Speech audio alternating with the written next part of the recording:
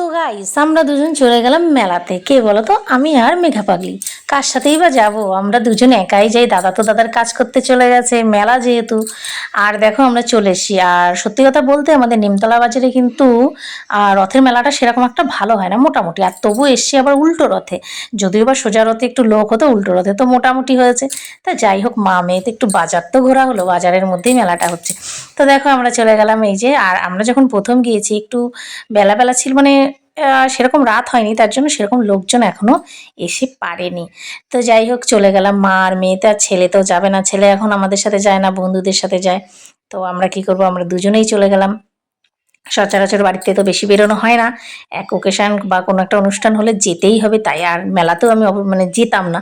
কিন্তু মেঘা পাগলি এতটা জোর করছে আর কান্না করছে, বলছে সোজা রথে আমাকে নিয়ে যাওনি, উল্টো রথে যদি না নিয়ে যাও তাহলে কিন্তু খুব খারাপ হয়ে যাবে। তো তাই চলে গেলাম। আর দেখো এখানে কিছু দোকানপাট বসেছে।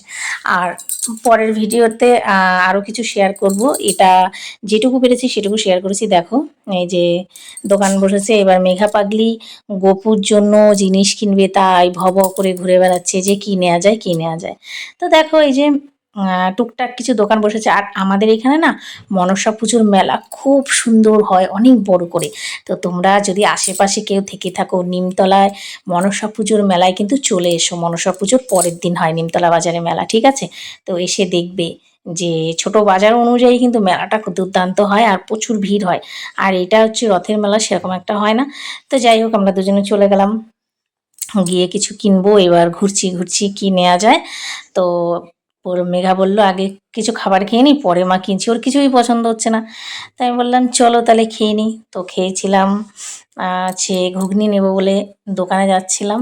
তো দেখো, আর ও বলছে মা দেখো কীরকম আজকে লোকজনই নেই। তো বললাম ঠিক আছে চলো, আমরা মনে করো বাজারে সেরকম ঘুরে আসি। আর দেখো রথটা কি দারুণ সাজিয়েছে, তাই না? খুব সুন্দর লাগছে লাইটগুলো, ভালো লাগছে। তো একটু রথের ভিডিও করে নিলাম। মেঘা পাগলিকে বললাম যে রথের দড়িটা একটু টানো, আমি ভিডিও করি।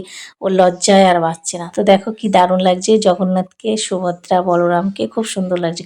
ওরা আজকে ফিরছে, তাই তো, মাসির বাড়ির থেকে ফিরছে। তো যাই হোক তারপরে চলে গেলাম, মেঘা পাঁপড় খাবে আর আমি একটু ঘুগনি খাবো, তার জন্য চলে গেলাম ঘুগনির দোকানে। আর ঘুগনিটা কিন্তু দারুণ ছিল। আর দেখো পাগলি এখানে পাঁপড় খাচ্ছে। তো এই ভিডিওর আর কিছু কিছু ছোট ছোট ক্লিপ আছে যেটা কালকে দেবো ভিডিওতে, ঠিক আছে? তো তোমরা কারা কারা উল্টো রথে গিয়েছো সবাই কিন্তু কমেন্ট করে জানাবে। আর দেখো আমার হাতে এত কিছু ধরিয়ে দিয়েছে, যার কারণে আমি পার্স থেকে বার করব টাকা, সেটাও বার করতে সমস্যা হচ্ছে। আর ঘেমে তো পুরো একাকার হয়ে গেছি। আর সেটাই মেঘা দেখো এই যে ঢোল নিয়েছে আবার গপুদের জন্য। তো গপুদের জন্য কি কি কিনেছে সেগুলো মেঘা ভিডিও করবে। আর তেমন বেশি কিছু আনতে পারিনি, বলছে পরের মেলাতে গিয়ে আমি গপুর জন্য এই নেবো ওই নেবো। আর ওই গিটারটা নেবে বলছিল। তো আমাদের ভিডিওটা কেমন লাগলো সবাই কমেন্টে জানাবি। সবাইকে বাই।